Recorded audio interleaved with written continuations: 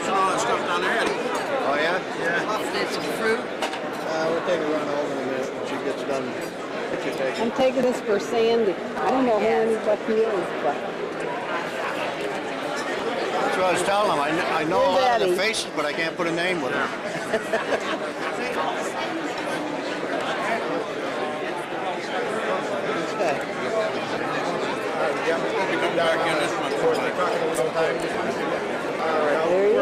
there he is. That is Buddy Krebs.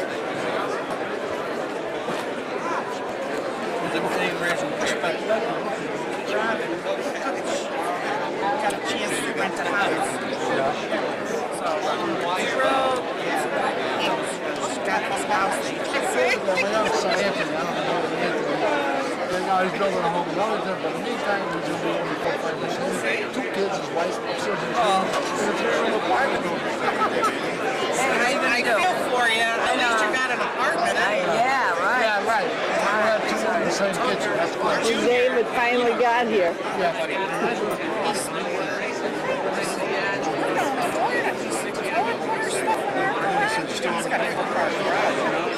So thank God for that, or I don't know what was for stuff.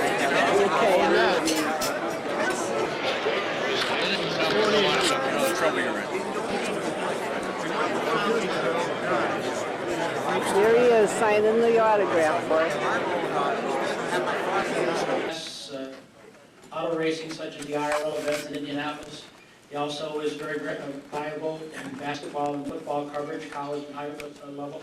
He was a very, very strong supporter of this when we first presented it back in 1997, and he wanted to be part of it. He guided us and gave us a lot of recognition.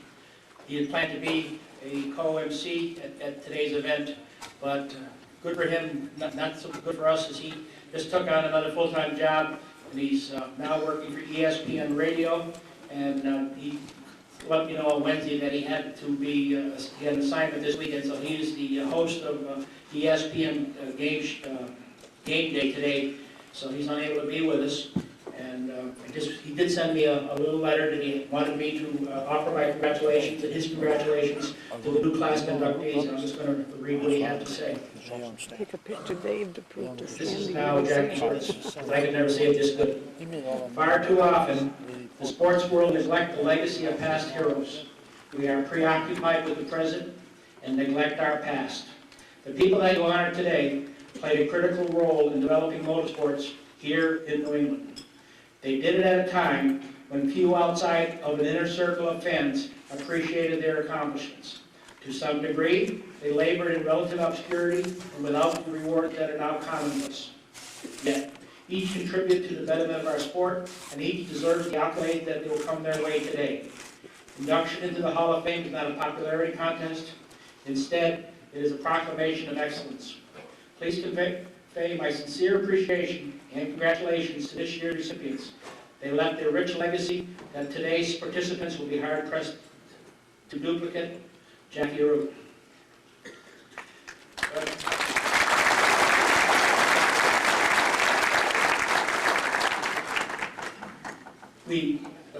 It is my distinct pleasure to now introduce the man who will be the MC, the sole MC at today's event. A man who has participated in all our events. Again, a very, very strong supporter of N.E.A.R. His name is Mike Joy. Most of you in racing know him to be a local boy. He grew up tracks like Riverside and Stafford, et cetera, all the local tracks, all the racing drivers were his local heroes. Instead of working in the pits, and as most people did, dream about becoming drivers, he dreamed about becoming behind the mic. And he's gone on and graduated from Emerson College, but he had a long stint of broadcasting on the Motor Racing Network, and also he was a regular auto sports commentator for CBS TV and TN television. And I'll always know him, or always think of him, and always... Give a copy of Trackside magazine for everybody, and if you'll... Okay, first if you'll flip to the inside of the back cover, and there's Ronnie, New Daytona Talladega. But if you look at the back cover, that's the design of our newest Sunoco Race Fuels t-shirts and sweatshirts that we've had on sale for the last couple of months, and which will be available on Race-O-Rama, end of commercial.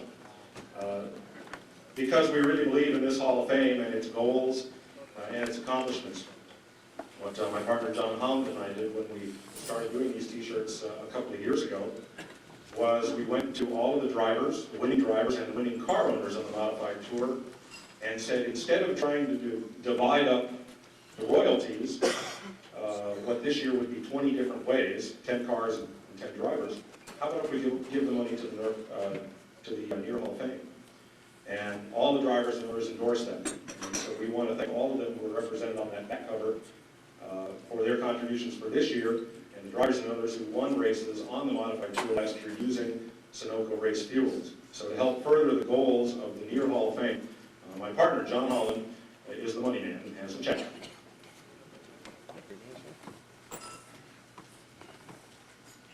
Jeff, thanks so much. Thank you. On behalf of New England Racing Fuel, we're proud to be part of this program, and I'm honored to present a check, $1,500 for the Hall of Fame.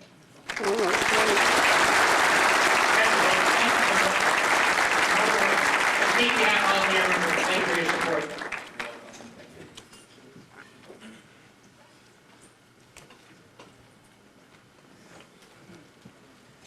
Rifkin was here for dinner. I had an emergency at home and had to leave just a little bit ago, but I want to thank Marvin for being with us. For the class of '98, Ron Bouchard, Reedy Charland, Bill Slater, and Bugsy Stevens. Stand up, guys.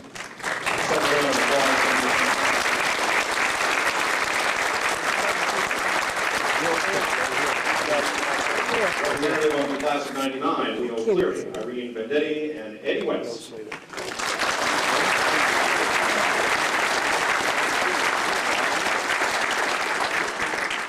Thank all of you for being with us.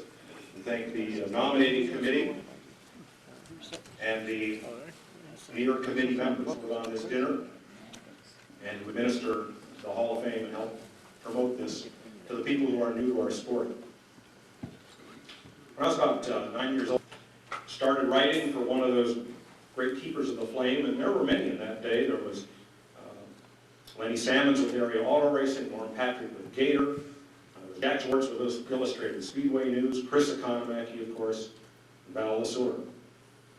And you could always tell the pictures from Danbury and Illustrated Speedway News, because they'd be right on the front page and right on the top, and there'd be 4 cars stacked one on top of another.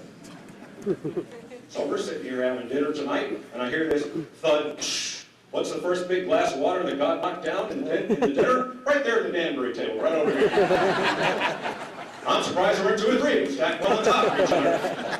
Well, LaJoy was the only driver at the table, so I guess you can't have more than a 1-car wreck if you're the only driver. The bones he cut his teeth at Plainville Stadium. He started writing an occasional piece for one of those weekly papers. Worked his way on up to where Dick Burton thought his stuff was pretty good, put it in Stock Car Racing magazine. And now, gosh, he's probably more famous than all of us. There's probably nobody who better chronicles the emotion of the people in this sport in print than our good friend Lawrence Dorsey.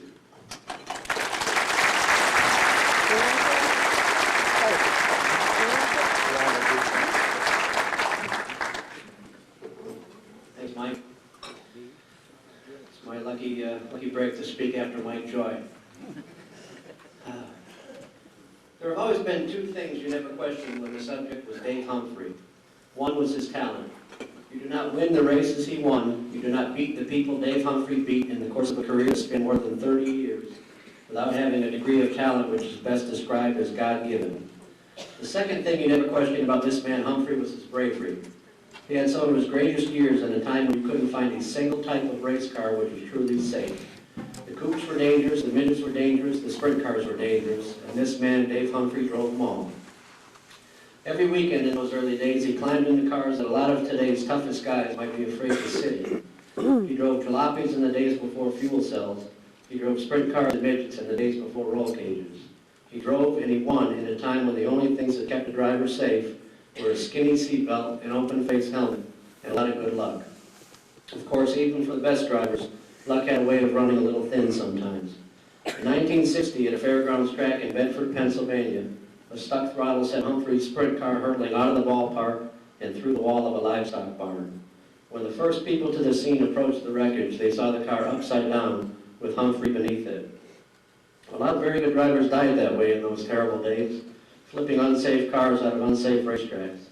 Many of those who managed to survive such wrecks were never the same behind the wheel, because there's never any telling how that kind of crash is going to affect a guy physically or mentally or both.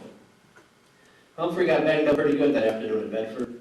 His shoulder was a mess, and a month went by before he was ready to race again. But when he came back, all he did was have the best years of his career. So you do not dare question Humphrey's guts or Humphrey's ability. But when you look back at his life and times, there are some questions that do arise. Actually, it's always the same question, over and over again. And the question is, what if? Because as grand as Humphrey's record is, and it is a record punctuated by trophies and checkered flags, you cannot possibly daydream about his career without coming to that same conclusion every time. What if? Think about it. What if Dave Humphrey had decided to stay in stock cars? This is a man who won track championships in various...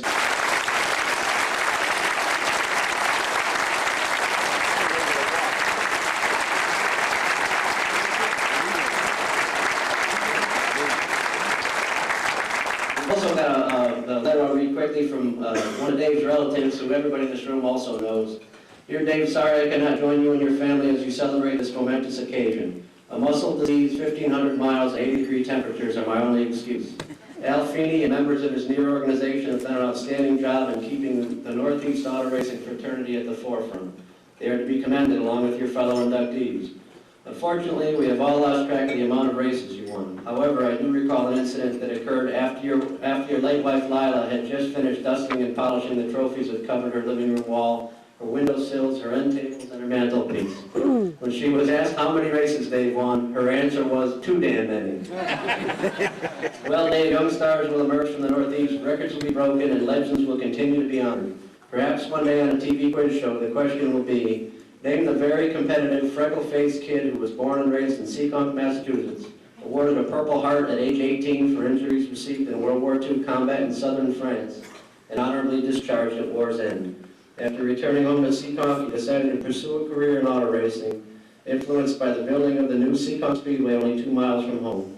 After a few years of trial and error and tons of persistence, checkered flags began to fly, followed by championships in stock cars, midgets, and sprint cars. A quiet, humble man, a good husband, a father of 4 children, and a proud grandfather of 4 very talented grandchildren, a machinist by trade, having worked for the same company for 27 years before retiring. And the answer to that quiz show question would be, what is a Dave Humphrey?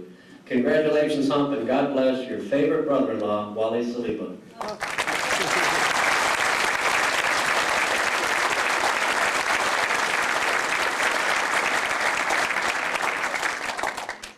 Thanks, Bone.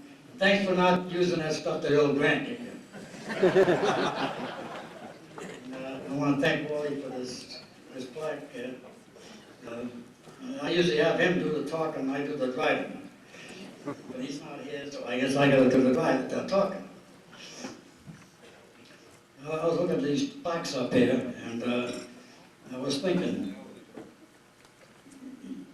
when I look at these plaques, what I see is all the race fans. They love and cheer their favorites, and they hate and boo his rivals. But if that rival gets hurt, they're the first ones to pray for him and send them cards and letters. And that's what race fans are. And in those plaques, I see the car owners, drivers, pitman, and the gals that are with them through good times and bad. I see the track promoters, the track owners, and all the officials that make the races go so smooth. Scorers, the handicappers, and the starters.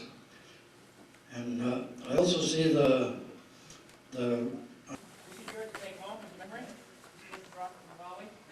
One of the programs, 1 to 10 is in here. Take one of these. Come on over here.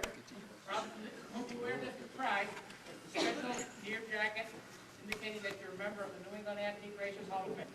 Hope you wear that with pride.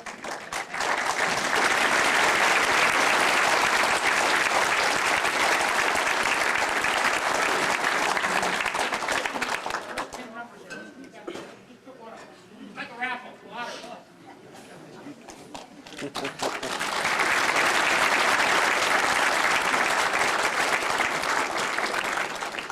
Then if you'll see later before you go, he'll see if you can finish up with a nice trophy girl to take home.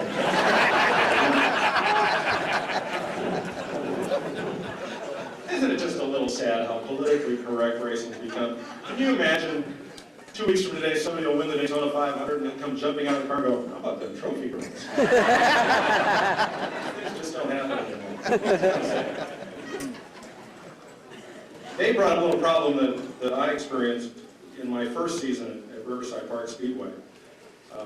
I'd been a road race sports car fan before I came into stock car racing as the assistant announcer there in 1970. And the Riverside 500 was coming up, and at that track that was always just a great source of anticipation. What driver would team with who, and how would they time trial, and how would the pit stops go. It was a very unique once-a-year affair. And I was going down the list of past winners, and unlike today, where the track announcers sit in glass-covered booths 2 or 3 stories above the grandstand, the announce booth at Riverside was, well, it was right here, and the fans were, well, they were right there, which was all out in the open and kind of neat. I'd be going down the list of all the past winners. I get to this Jocko Magiacomo. And from right below me, somebody shouted out, Magiacomo! So I leaned over and went, thank you! And from then on, I was the only person in the whole place who didn't know who Jocko was. The boy everybody at Riverside Park did, and the tracks all up and down the East Coast. And again, like we talked about, all the people would come and tell me that he was the best of the best. And when you hear it from so many sources, you've got to believe it. The fellow who will tell you so much more about him is another keeper of this flame. The time Jocko raced, he was writing for the Hartford Times. Went on to the New Haven paper and then has served as a consultant and public relations advocate and drum beater for speedways all around the area. And I'm sure as long as he can draw a breath, he'll be telling us how great stock car racing is and how you ought to get to the Waterford Speed Bowl on Saturday night and see for yourself. He's an artist.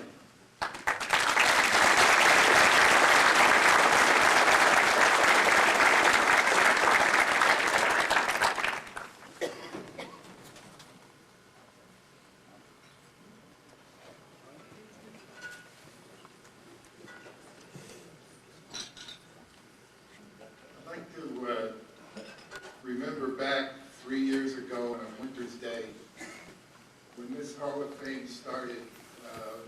I think there was, correct me here, Danny, I think there was 8 of us. And I'm looking out here now at this magnificent event. There were 8 people there. Believe me, we had a lot of trouble ordering a cup of coffee.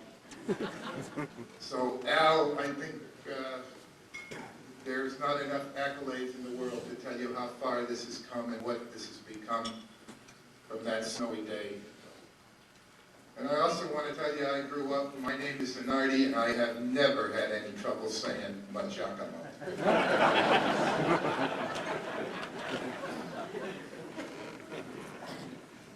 You know, when everything is going right, a Hall of Fame really honors people who have honored their particular pursuit.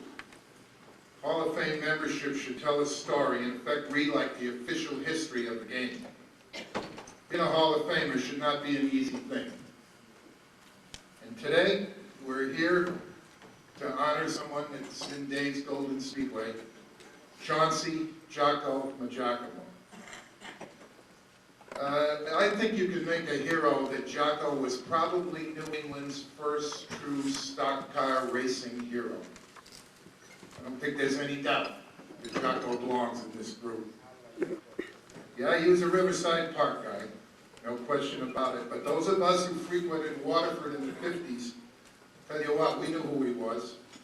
And I suspect out there I can know somebody of people who frequented Plainville or Cherry Park and Bloom who can tell you about Jocko's career after he got out of the race, after he stopped driving, after he was a crew chief on Jim's Winston Cup team with Jocko Jr. driving, is going to accept from here, accept his award tonight. Jim, if you come on up.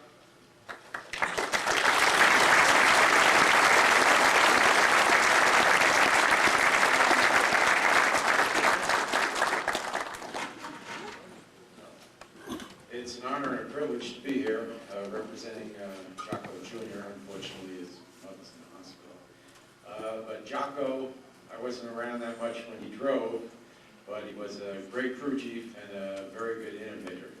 His driving record stands for itself. I mean, if you go on the internet, you can see he holds the world's record for speed with a Holman Moody Falcon. But as far as a crew chief, he was quite innovative. He developed the first tire computer in the Daytona 500, 83 with Buddy Parrott and Joe Ruttman. He had the first flow bench with Richard Petty, and we also had a brake system at Watkins Glen, which didn't quite make it through inspection. And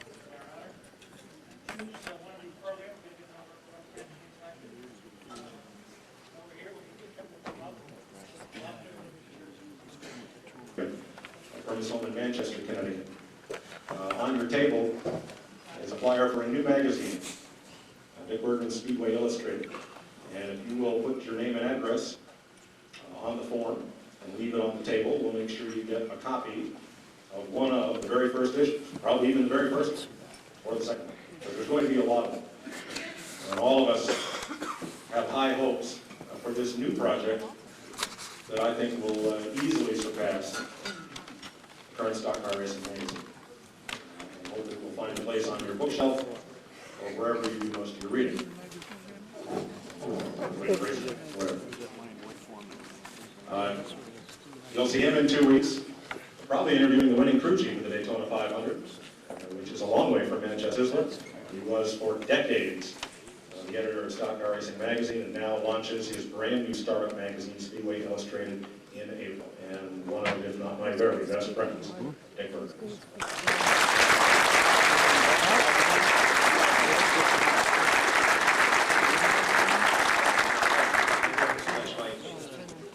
49 years ago, in 1951, Buddy Krebs drove in his very first ever stock car race. It was a show at Cherry Park Speedway. In 1974, he drove in his final race. The 33 years of active competition in between, he won the most prestigious stock car races in this part of the country. He also drove sprint cars, super modifieds, and cars that were pretty much the counterpart to today's Winston Cup. More importantly, I think, however, than the wins he had, was the way he went about his racing. Because Buddy Krebs did it with style, and he did it with class, at a time when racers have reputations as bad as the worst and most evil Dennis Rodman athletes of any time in this country's history. But Buddy Krebs' ready smile, his affection for people, combined with the courage to come back from life-threatening injury to drive and win again. Buddy Krebs was one of the good guys. During Buddy Krebs' time, the top event here in New England was the 500 at Riverside Park. Team cars, one driver in his car went out, ran about as long as the car was still fast or was about to run out of gas, and then that driver would bring his car in and tap the back bumper of his teammate. Off the teammate would go. 500 laps around that tiny fifth-mile racetrack. And all season long, Tom Gallen, the announcer, would tout who is going to team with who, because the big question was, who's going to team up with the biggest drivers at Riverside Park, because the team was what won the 500. And in 1952, Buddy Krebs was a rookie. And who did he want to team with? He wanted to team with the same guy everybody else wanted to team with, the guy who was the best driver, the guy who had the fastest car, and that was Jocko Giacomo. And in 1952, much to Krebs' surprise, Jocko agreed to team with him in the 500, showing the youngster uncommon respect. And together they won that 1952 Riverside 500. Buddy Krebs won it again in 1953, this time teamed with Benny Germano. In 54, he won teamed with Ed Flemke. In 60, teamed with Gene Bergen. In 63, teamed with Ed Patno. In 67, teamed with Jerry Humiston. And then there was 68 when he sort of won it with Billy Greco, and would have if the gas tank in Greco's car wasn't just about a half a gallon too big. There were other races. Over 200 feature wins are reported in the 15 scrapbooks his wife Sybil has kept over all of these years. Wins at Stafford, Thompson, Westboro, Plainville, Millers Falls, Keene, West Haven, Eastern States. He about owned the Eastern States races. Bridgeport, Cherry Park, Arlington, New York, Lebanon Valley, New York, Middletown, Morristown, and some other dusty dirt tracks and dangerous asphalt ovals in between. He was a Stafford champion, he was a Thompson champion, and 3 times a champion at Riverside Park Speedway. Now, there's some great stories to be told about Buddy Krebs, and I was fortunate to have been there to have seen at least some of them unfold. At some point in the 1950s, Thompson Speedway ran sprint cars against the stock cars, and at the time Buddy Krebs owned a sprint car that he built himself, the Crown 7, and oh, how Gene Bergen wanted to drive that car. And so, against good judgment, against all odds, Buddy Krebs let Gene Bergen drive his Crown 7 while Buddy started up in the front of the field in a stock car. You see, fair is fair, so they started the stock cars up front. And they dropped the green flag on the race, and off they went. Buddy Krebs was leading the race, but in the final laps, he could smell somebody on his back bumper, and he knew damn well who it was and what car Gene Bergen was in at the time. And try as he might, Buddy Krebs couldn't keep Gene Bergen behind him. And in the final laps, as Bergen went by, one hand on the wheel, Gene Bergen waved bye-bye. That is probably the most infuriated Buddy Krebs has ever been in his entire racing career. Besides the win and the funds, Buddy Krebs authored some truly memorable and spectacular crashes, one of which occurred on the sands at Daytona Beach, Florida, in Mel Barlow's Red Ram Dodge. Over and over and over he went, and some photographer somewhere got black and whites that appeared in just about every newspaper in the country and a lot of magazines as well. And Buddy Krebs looked at the car owner and said, "Geez, Mel, I'm sorry I destroyed your car." And Barlow said, "Don't worry about it, we'll get another." Little did they know that a few days later, a brand new Red Ram Dodge showed up in Barlow's lot, provided by Chrysler Corporation, who was so pleased to have seen the publicity. Any publicity is good, that they showed up with a brand new Red Ram. And then there was the night at Riverside Park, where I was in the grandstands for this one, with the Red Ram Dodge, and the crash ended. And here's Buddy Krebs' car, absolutely vertically hanging from the backstretched chain-link fence. He didn't get out of the car. And the reason he didn't get out of the car was it was just barely hanging up there. And Krebs was afraid to move in the car for fear if he did in any direction, the car was going to topple over. And I remember everybody standing around watching, trying to figure out how to do it. And finally they did prop the car up, and Buddy Krebs jumped out of the car. And of course the grandstands erupted as they always did. Anytime they could see Buddy Krebs, everybody applauded. And there was a wild one night at N.E.A.R, New York, where in Skip Matzek's Crown 7 stock car, the throttle stuck, and he went off the backstretch, end over end, side over side. What a mess. There was virtually nothing left of that race car when the accident happened. And Krebs crawled from the car, and they brought him to the local hospital, where they laid him out. His leg had internal bleeding, and he wasn't in very good shape at all. And the doctor came in and took a look at him and said, "Fellow, what happened to you?" And he said, "I'm a race car driver, and I just got into a crash." Doctor said, "One of those, huh?" Turned, walked, and left the emergency room. Buddy said, "I know where I wasn't wanted," persuaded his crew to lift him up. They put him in the back of a station wagon, took him to Connecticut, where they could find a more friendly doctor to take care of his injuries. The worst one, the one that almost ended not only his career, but his life, happened in Langhorne, Pennsylvania in October 1960, in the Race of Champions. That was a time before door bars. Somehow or another, Buddy got turned in one of those big crashes, and somebody nailed him solid in the door, right on the driver's side.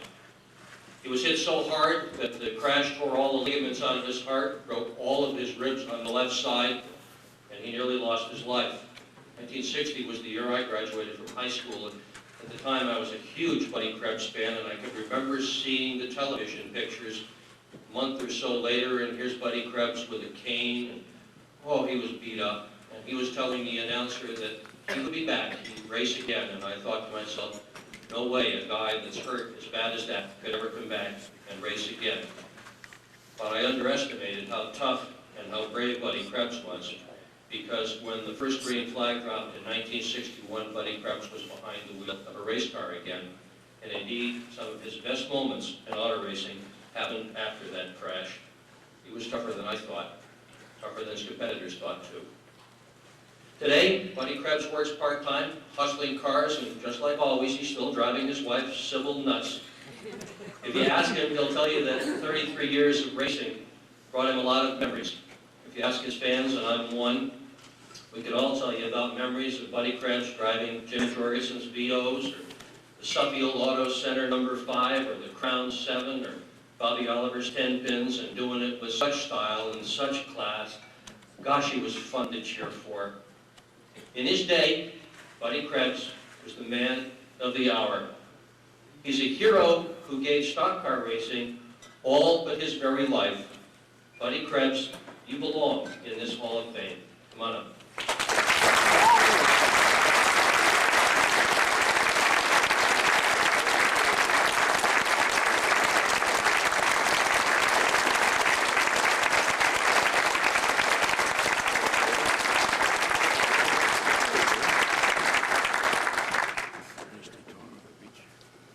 Thank you very much, Dick. That was really good, thank you. He said it just like I wrote it. Dick and I were friends an awful long time. I want to tell you, I want to thank each and every one of you folks today. I said I wasn't going to do this. Here I am, I'm going to do it. I just want to say that my wife, Sybil, has been my strength all the way through my racing career. And I love you very much.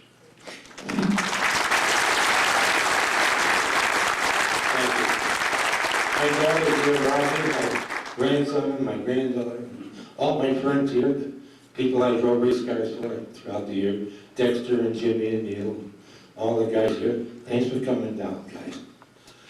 Years ago, in my heyday, excuse me, in my heyday, we were invited up to Channel 22. They wanted to interview me as one of the race drivers. And I brought Sybil and my daughter Robin up. Rob was a little girl about 8 years old. They took us into the station and they interviewed me, asked me the questions about racing. I gave the answers. Then they interviewed my wife. She gave the answers. Then they looked down at my daughter. She was about, just like I said, around 8 years old. He said, Robin, we know who your favorite race driver is, right? She said, yeah. So he walks over and says, who's your favorite race driver? She looked at him and says, Billy Greco. I'm looking at what the hell's going on here? Looked at my wife and I said, what is this? She said, my dad's a good driver too. I thought, sweet. That was a long walk home from Springfield to Connecticut, wasn't it? A long walk. We had a lot of good years racing. And I'll tell you, they asked me, did anything happen that I remember? And I thought, geez, I'm running Riverside Park at 5th mile track. You go 25 laps. Everything was exciting down there, believe me. To get up to the front, you had to more or less bully your way through. And I think everybody here that was at Riverside knows what I'm talking about. And they said, well, what really happened that excited you the most? And I'll tell you a quick story. I was, oh God, years and years ago, the late, great Big Daniel and I were always friends off the track. We had bumpers and we'd nudge each other, so on and so forth, like everybody did. One night we had a 100-lap race. I was fortunate enough to take over the lead. Thanks to this guy down here, our handicap, we always started so far back, you couldn't even see the front cars. But I was lucky enough to take over the lead.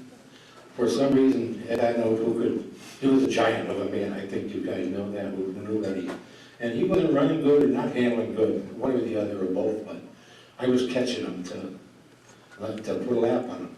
And I seen him, and I pulled alongside him to put a lap on him, and that man would not let me through. I tried as I may. Finally, with about 5 or 6 laps to go, he put me into the cinders. And instead of winning the race, I came in 4th. And I was furious. My temperature gauge was not on my car, on me. I wasn't over to you. I parked that race car in the pit. He was down the other end of it. I ran over to him. I was like I'm big now. I was like 150 pounds. And he was a giant. I ran up to that car and I smacked him hard as my body would let me. And he fell like a rock. Leo Manny, I don't know how many people remember Leo. He's standing there, he's got a cigar in his mouth. And he put his arm around me, he said, buddy, listen to me. He said, if I were you, I would turn around and run back to my race car as fast as my legs will carry me. He says, because when he gets up, he's going to kill you. I said, oh. I looked at Leo Manny, I looked down at Eddie Pando, and I turned around and I ran back to my position after my leg would carry me. And my guys were waiting there. They had all the usual Riverside wrenches, pipe wrenches, and the lug wrenches, so on and so forth. And I figured, he is going to kill me. He is. And we waited for him to come, and he never came home. Not once. Now I'm figuring all that week, every time I cross the street, I'd go both ways. I'm serious. The guy's going to get me. He's very patient. He's going to get me. And we had 3 more races left, and we made contact. And one time I was on the outside of him, I got him in traffic, and I was between the 3rd and 4th turn at Riverside, and I thought then, he's going to put me up at the top bleacher of that roller coaster. I know I'm going to race it, but he never did. During that winter time, I was at Southern Auction Sales right down the road here. For you folks that don't know, that's where dealers buy and sell used cars. And I'm standing there, and I got my arms crossed, I'm looking at some cars to buy, and this guy comes in, and a tap like that, and I turned around. There he was. I said, oh God, please. He says, you so mad at me, Chris? I said, no, I'm not. He said, I'm not mad at you. I said, put it there. And he put his hand out, and I put my hand out. And we shook hands, and he put his arms around me and raised me. He says, I'm sorry. I said, I'm sorry too. And that has to be about the most exciting, because I was really broke up on that. I want to thank everybody.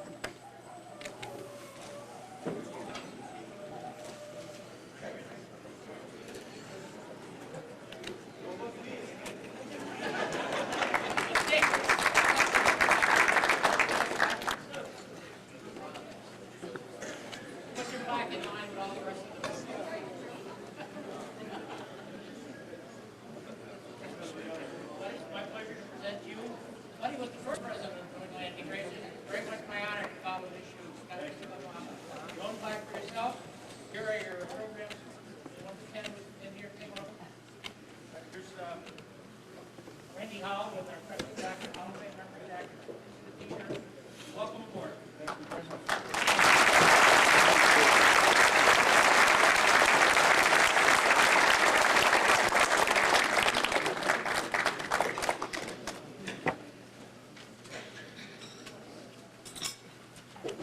There's 2 groups of people that are probably underrepresented in this Hall of Fame, to whom we all owe a debt.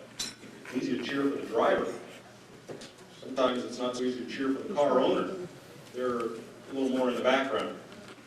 But without these people that own the race cars and bring them to the racetrack, provide the funding, search the sponsors, fire the mechanics, the volunteers, the gophers, there wouldn't be an all-racing sport. Well, if you take one step back from that, the people then that we really owe a debt to are the track owners and promoters.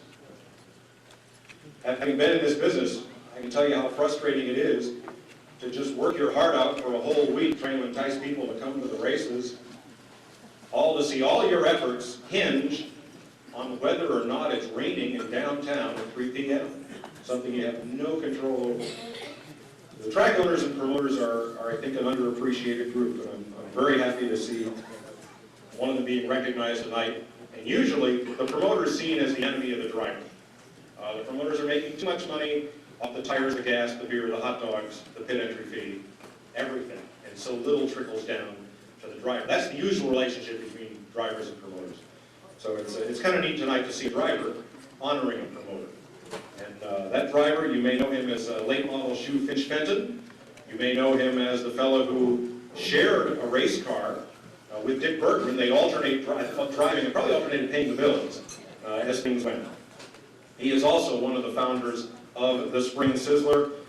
He has been an advisor, a confidant to more people in racing than probably are willing to admit it, and has been the behind-the-scenes responsibility for a lot of the success that we see in this room tonight.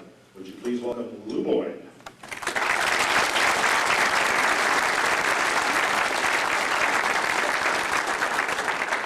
Thank you, Wayne. one day in 1961, Jim Landry caused quite a stir at the raceway.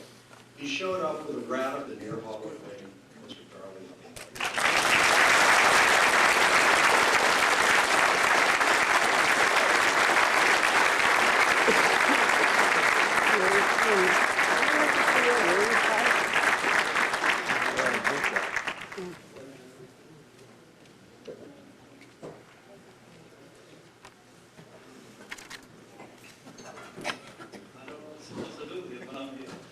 I feel like a rooster. I do all the crowing, but the chickens are home laying eggs.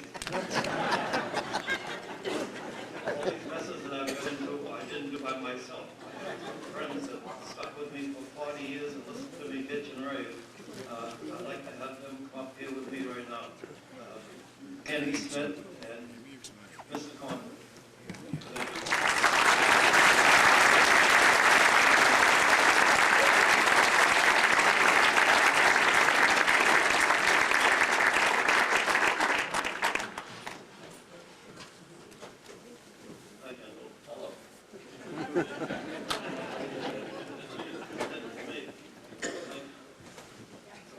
You can see I'm not a speaker, but I have a couple right here.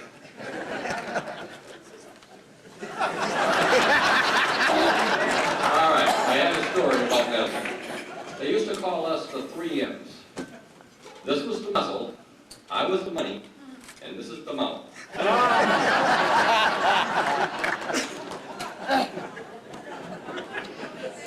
Yeah, but I really enjoyed it, actually. You know, you were the money, all right, but I'm still waiting for some money, you know? But here's the muscle man, and I'll tell you, there's nobody anywhere in New England that ever put more into racing as far as building racetracks. In 1986, Lee Speedway could have been sold for land or industrial purposes. There was one thing that Charlie wanted, to keep it as a racetrack. That's how dedicated he is. Charlie, congratulations. I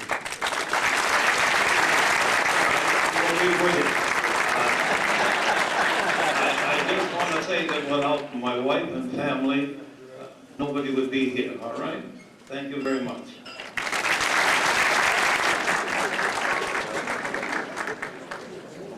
There's an old saw in Hollywood about advice for would-be successful actors, and it says never work with dogs or children. Let me add to that list practical jokers. Our next speaker was New England's big national racing hero. He is a member of your Hall of Fame.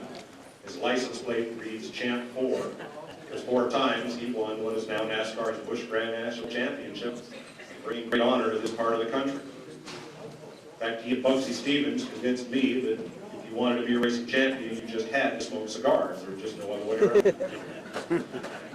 He, after his driving career, he's tried to start a Hall of Fame, tried to promote racetracks. He had a radio show for a while.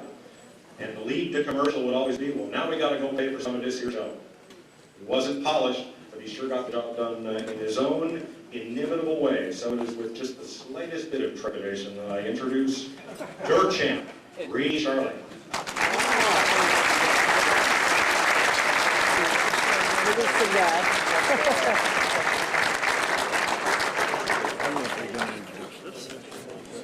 Yeah. Maybe. So he's going to introduce round on YouTube. Look at that.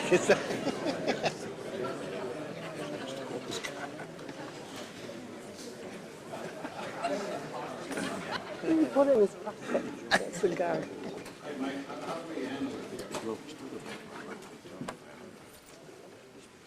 make a nice speech, you try to say something nice about the person you're inducting. They come up, they say a few things about you. I don't even like that guy, and there's a black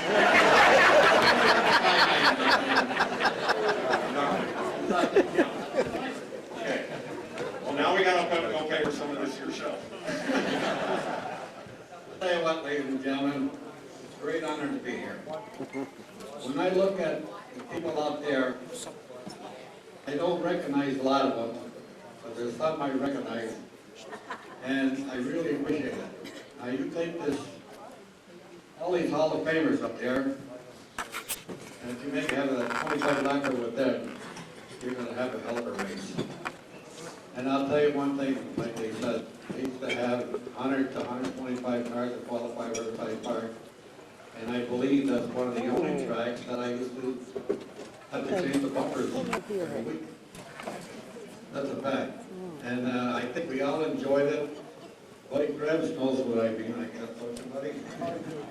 And my friend, N.E.A.R, we've been together for quite a few years, different type racing and everything else like that. Sometimes he liked me, and other times he didn't. I have no reason at all. But I know that he deserves to be up here like I was. And it takes a lot of hard work for him and his family both. And I present N.E.A.R. Come up here and get your location. I think you have a couple things you want to say about me, don't you? That's not the way.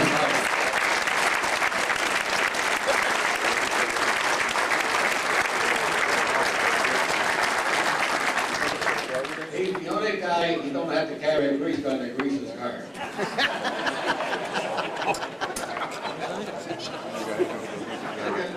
This guy on the racetrack for over 15 years. And now I still got it. Why don't you tell me that now? Because I nominated you? No. Oh, you know. Ron, congratulations. I'm glad you're up here, and I wish to say a few words to the people there. That's what I would like to say, really. I could stand here for a good 15, 20 minutes and tell you stories about this guy. Not only on the racetrack, but things that happen off the racetrack. And one in particular, we had a little incident one night at Albany, Saratoga. And I kind of thought that maybe Reedy was at fault when I wound up off the third turn somewhere. And I went in the pits. I picked up my 2-foot stacking wrench and headed for his area. All these crew all took off. I didn't find Reedy anywhere, but by that time I cooled off. And as it turned out that night, I lost an engine. And the next morning, we were down at Margaret Bosley's having breakfast about 8 o'clock down the Eleanor Street. Door opens, in comes this guy. What the hell are you doing? Feeding your face? Come on, we gotta change that engine. We gotta get going. And that's the way. And love them the next. I'm glad you said that, you know, because that's why you went to the bowling here at first, because you wouldn't go fast enough, so you backed into it.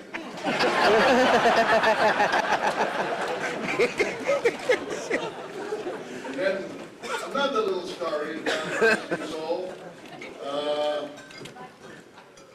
is our good friend who was gone at this time, George Pendergast. Oh, yeah. We used to race Old Bridge, New Jersey on Sunday nights. And that meant he had to come from Agawam, and I was coming from East Haven, Connecticut. Somewhere along the way, we usually catch up with one another, either on the New York leg of the Connecticut Turnpike or on the Jersey Pike or whatever. He was coming down, towing his car, and George broke his car down. And Reedy picked him up, unbeknownst to me. And I thought up with him, we're right along. Also unbeknownst to me, these guys bought a watermelon. Now they're scooping the watermelon out, throwing it out the truck window. I'm getting it all over my truck, all over the race car, so forth and so on. We get to Old Bridge, which was a mecca for mosquitoes anyway.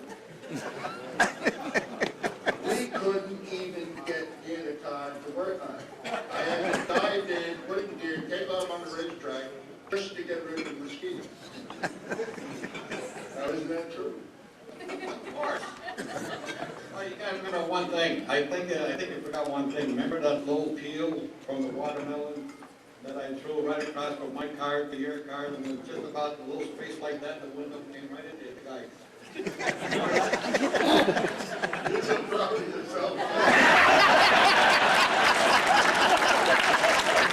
I could have won a gold medal on that thing. But I'll tell you one thing. I know we did a lot of things. I know Ronnie did a lot of things. We all did a lot of things. In them days, we weren't rich people where we had to sit behind, come with a tie, not swear or anything else like that. But see, we don't have much of education. You know, like the smartest Polak is education. And we're not one of them, you know. But I tell you, we have, I believe we had about just as much education in racing as anybody there is, ain't we? Okay, now, I guess, what do I do? Get the trophy?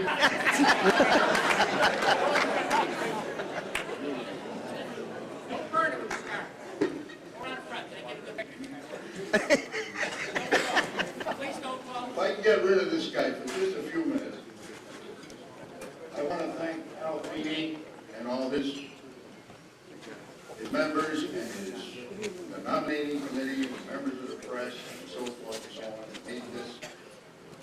It's making this and everything that N.E.A.R is standing for on this Hall of Fame deal possible. It's really you know, when you give up racing in '82 and 18 years later, you come to a gathering like this, and people remember it. That really means something. I thank you very much.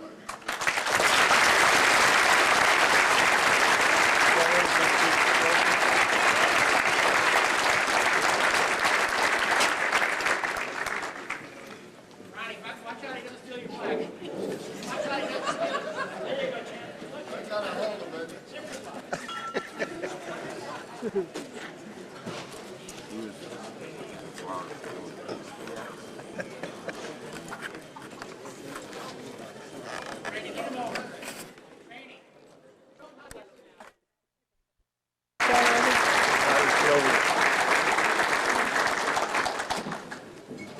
Thank you, Mike, and it's a tough act to follow, Rainey.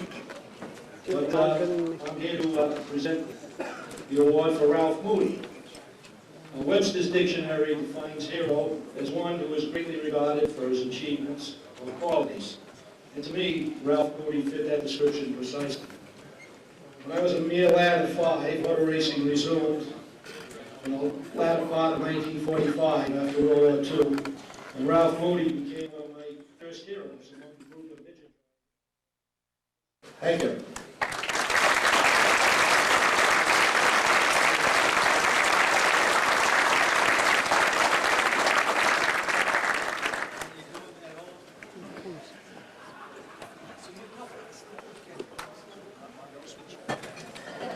Somebody said no speech. Ralph was a friend of mine. He's he was one of our local heroes as we're growing up, and I'm sure he'll be very happy about this. Wish he was here tonight. Ralph's 83, by the way, and still a crazy driver.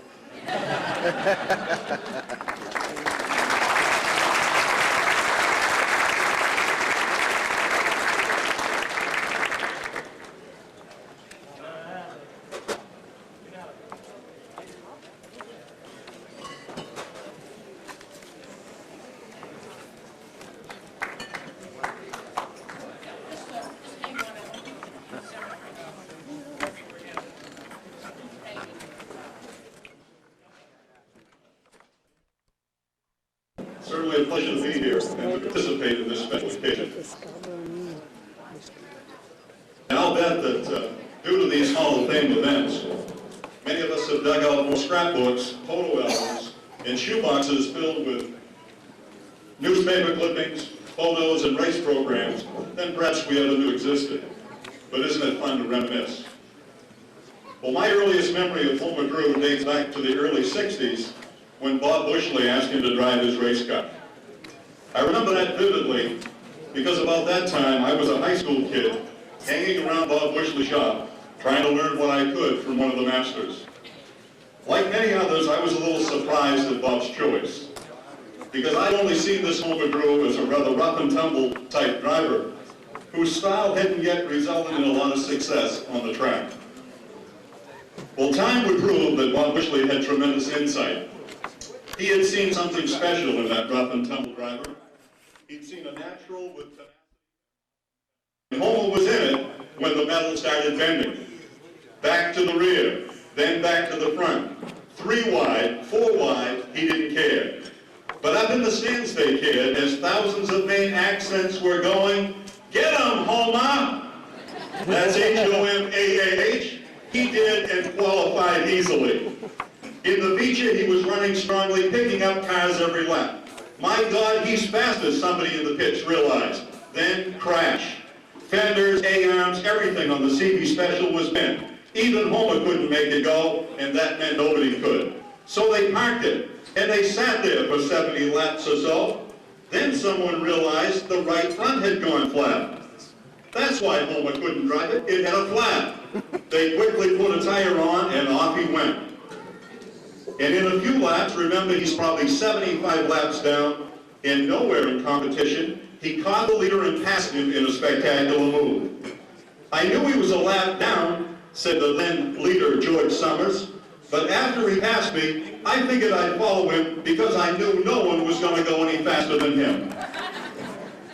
By the way, the control arms on Drew's car were still bent, and he could hardly walk because his foot was in a partial cast from an earlier injury. Homer's sensational. Thanks, Dick, for so aptly describing Homer's incredible style. Well, time doesn't permit recalling all the many highlights of such an outstanding career, but after attempting to retire in the late 70s, Homer was called on a Friday night in 1980 and asked to drive a late model in Sunday's upcoming Otherwise Dead. If you want to test a man's character, give him power. And I think one could substitute the word popularity for power. Well, popularity never changed Homer Drew. He was always the same. He had time for people, and he didn't forget those who helped him along the way. He had what I think is probably the most important trait for success, and that's a good attitude. I believe that Homer lived the adage, life is 10% what happens to you, and 90% how you react to it. I'm pleased that many of Homer's family are here to share this special occasion with him. I think a party of 11 came down with him. His immediate family, his wife Debbie, sons Ricky and Gary, his daughter Wanda, and grandson Eric. Unfortunately, daughter Pam is in Alaska and unable to attend. Jerry Seavey is in Florida, but his son Tim and Tim's son are here, and I'm also very pleased that Bob Bushley, the man who jump-started Homer's career, is able to be here with us as well. At this time, it gives me great pleasure to ask Homer Drew to come forward as the first racer from the state of Maine to be inducted into the New England Antique Racers Hall of Fame. Homer?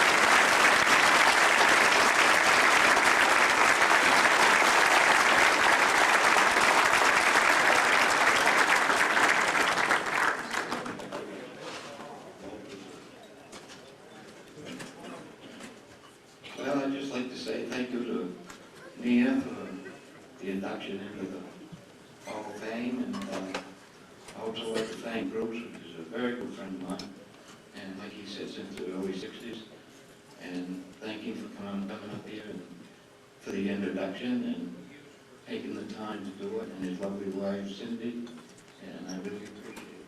Thank you. And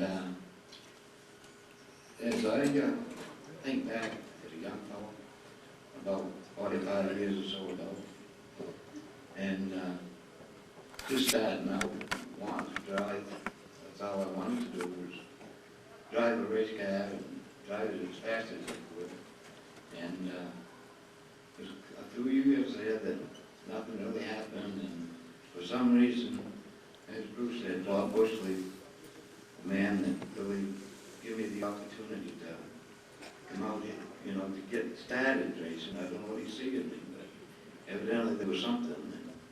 So I owe him the thanks for getting me started and what we accomplished over the years, and Jerry Season, which he's not here today, was Bruce Sager. If it really weren't for those two, that I'd probably be here standing here today. I really appreciate it. And as Dave Humphreys said, well, with all the infrastructure, there's trophy ladies there. Well, I found my trophy lady at Beechwood Speedway, and I married her.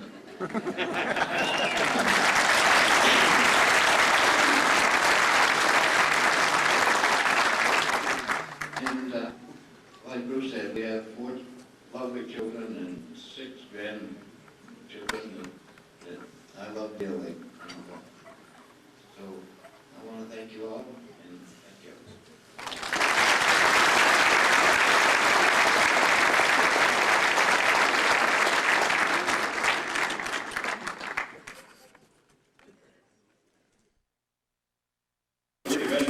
Back when Dick Berger was professor at a college in Boston, some of his friends would drop by his class to observe, and hopefully entice Bergie to go out for a beer or 2 after. And of course, it was a girls' college, so our visits were kind of frequent.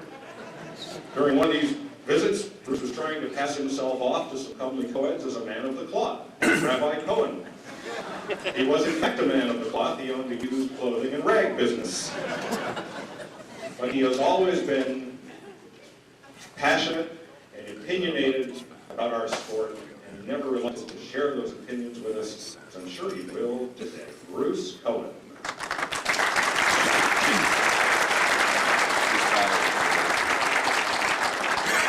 Thank you, Mike. I would like to digress for a minute. As I've gone through life, and school, and business, you get to meet a lot of people, and a lot of significant people, many of whom are in this room today. I would just like to take a minute to recognize a man who is in a Hall of Fame, but not a racing Hall of Fame. As real hockey fans know, I think Bud Stevens would know, a few years ago there was a big hockey scandal where Alan Eagleson, out of Canada, stole a lot of money from the hockey players' retirement fund. One of the people in this room, a person I raced for, I fought with, he threatened to sue me, I threatened to punch his lights out, worked on this scandal for over 5 years. He helped break Alan Eagleson and get a lot of money back for the National Hockey League players. And in November, Mr. Russ Conway was inducted to the National Hockey League Hall of Fame. Russ, stand up for a minute.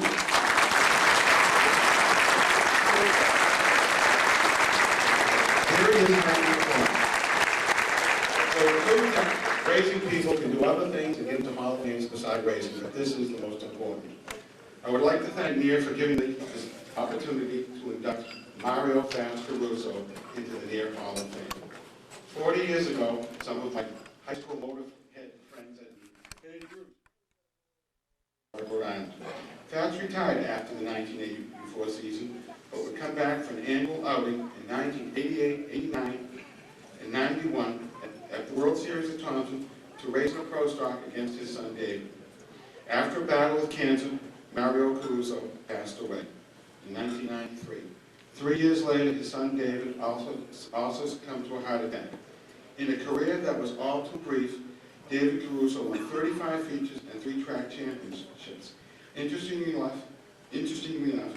Fast Caruso and his son David are 2 on the list of outstanding drivers who drove the famed 2X of Bobby Jenkins.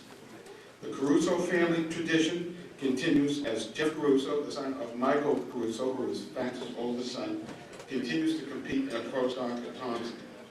I think the racing world, who admired, respected, and loved Fats Caruso, can pay him its highest compliment today. Fats Caruso was, and always will be called, a racer. I'd like to have Mike Caruso and the family come up to accept the award.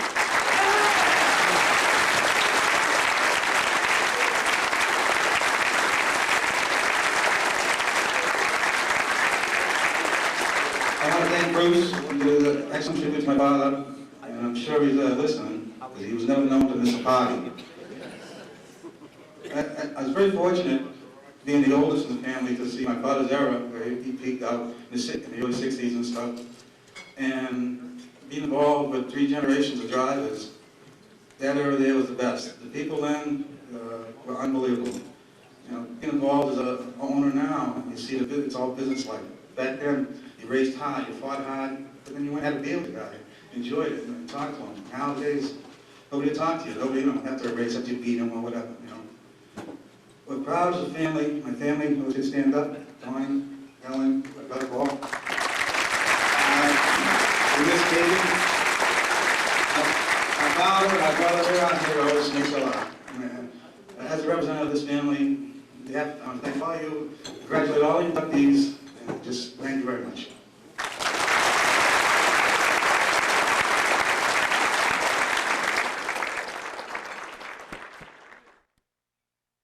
Able to be with us this afternoon. He said on one of the national TV shows this morning how much he wished he could be in Connecticut this afternoon with his family and all of you folks. We're sorry Randy is not here, but in his stead is the gentleman who has made sure for decades that everyone within reach of the Norwalk Hour knows that auto racing is a major sport and how big a part of it our little joys have been for these many years. Charlie Mitchell.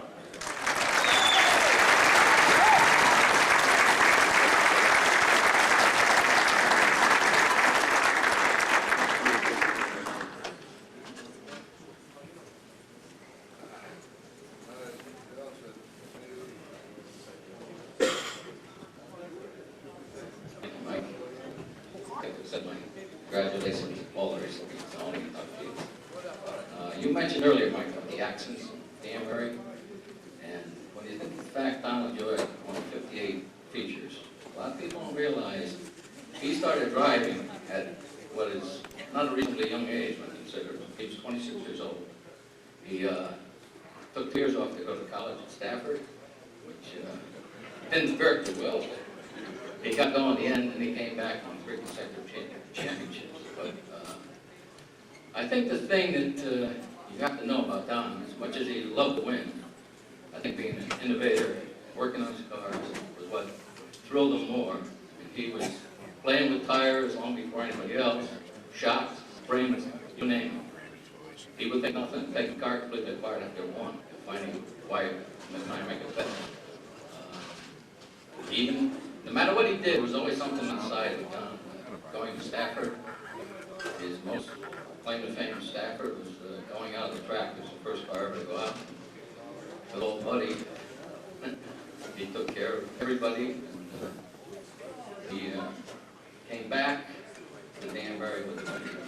What he learned at Stafford, he used his utmost. There were times when there was a lot of stuff that if I could have written about half the things he was doing, going on, and they either loved Donnie or they hated him. And there was a lot of people that let me know that he wasn't one of their favorites. He, as I say, the racing, the driving ability was second to none. I know how hard you work to make your cars go faster and be better than the next guys. Thank you for all your support through the years. Your weekly phone calls, this is parentheses, some bad, some good, because that's, you kind of do them out once in a while. I look to Found by Me as another example of your efforts to help. Congratulations to you. And to all the other inductees today. I watched all of you race at one time or another. I'm trying to carry on the New England tradition the best I can. Randy.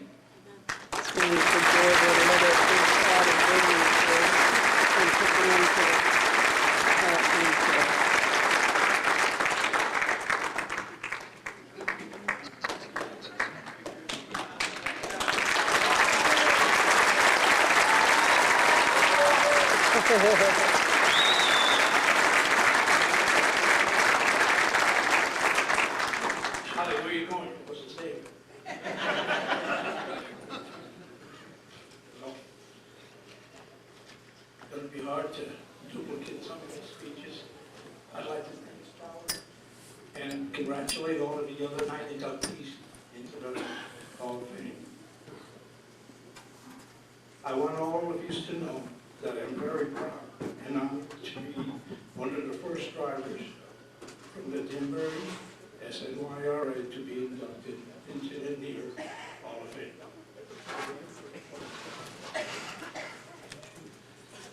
S-N-Y-R-A was the start of my racing career in the 60s and marched in the 80s. Not many race dads can say that they were able to compete along with their son, but I can. I gotta take a breath here. Southern New York Racing Association gave that chance. It sent Randy on his way to bigger things, and for me, I stand up here tonight accepting this precious award. Thank all you members of N.E.A.R committee for recognizing me to be inducted into the Hall of Fame. To my family, my wife Kathy, my friends, my local fans, and dedicated crew, and it's all the support over the years, and with the faith of God guidance would help me achieve this special award.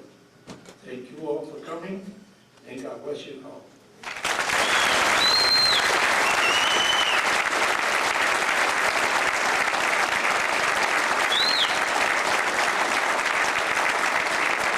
As you can tell, neither one of us are thrilled to be speakers. I tell you, I've known Don, we've known each other since 6 years old at St. Joseph's School. They didn't teach us, the nuns weren't that good at teaching us to speak. Charlie, you and Don take a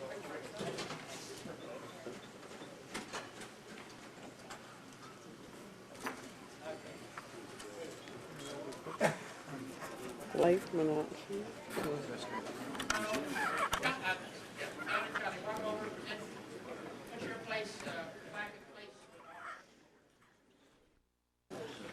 And he said, let's go have coffee. So we go to the restaurant. We're all sitting up at the counter. Charlene looks at the waitress and looks, can you take a joke? Yeah, she said. What is it?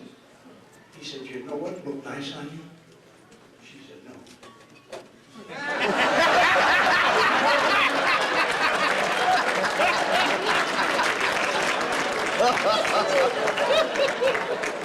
They made him sit down and not say anything.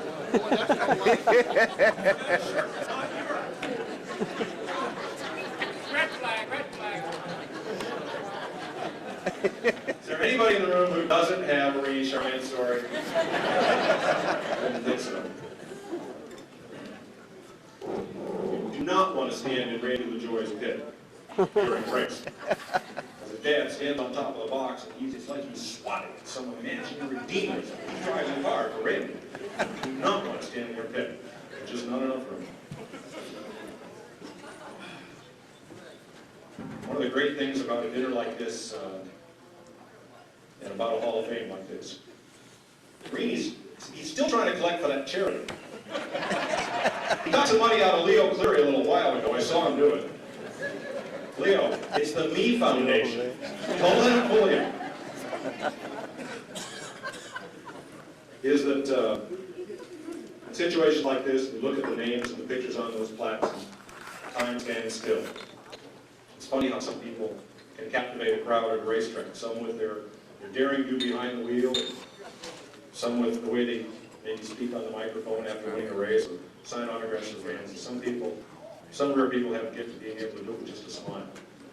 Our final presenter, we know as a former champion of Westboro and Stafford, winning racer on what was then the Modified Tour, as a Talladega 500 winner.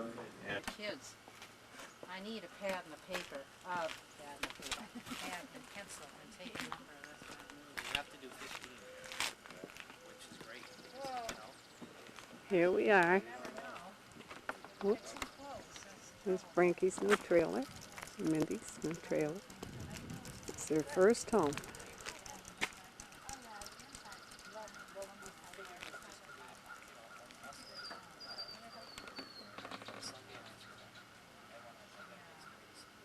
Where's Frankie? Oh, there he is. the shed? Look what I bought today. Out here, storage shed or whatever. You take your portable grill that you take like the beach or camping or something. Big. And you unzip it and you put it on the inside. Ooh. Right? See this one? Wait a minute. Can I explain it once? Yeah. What is it? Sorry. Yeah. It's a portable. I mean, see all this wood? Oh, And okay. paint. Right, there's paint here. There's a couple, shears and tools and antifreeze. This is where the squirrel This all lives. came with it. Oh, please, Grandma. Those boxes of yours there, though. Ooh. Yeah. I don't know if this broke, but.